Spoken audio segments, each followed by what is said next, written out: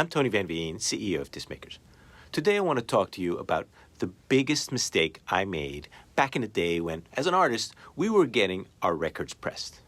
This mistake literally bothered me for 25 years. And after I'm done telling you about it, I'm curious if you, as in your experience as an artist, may have made the same mistake. Here's what happened. I was in school, a young kid, and playing drums in a hardcore punk band, and my bandmates and I had scraped together all the cash that we could muster to create a pretty good sounding recording. We had a friend who had a tiny indie label, and he offered to pay for the pressing. But we were all cash strapped. We as artists had maxed out our budgets, and our label friend had maxed his out. So we decided to skip the post-production mastering step.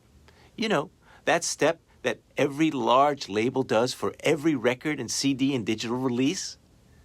That step that makes the bass fatter and the highs crisper and that makes the whole recording sound louder and brighter.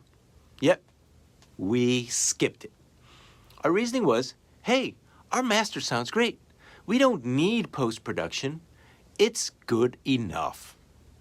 But once our record came out, it just didn't sound as good as the other records that we were listening to at the time.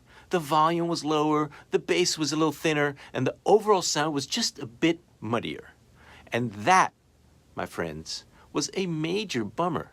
Every time I listened to that album, I was always slightly bummed by the sound of what we had put out. Did the sound impact the record's success? I don't know, but it certainly didn't lead me to a lucrative career as a professional punk rock drummer. Okay, that's a joke. I don't think there was ever a punk rock drummer who had a lucrative career, but that's beside the point. So, we saved a few $100 by not doing post-production mastering, and we lived to regret it. Why am I telling you this? Well, why do you think? For one, I want to help you avoid the same disappointment that we faced. Let's be real here for a minute. Every new release should be mastered by an independent mastering engineer with a fresh set of ears.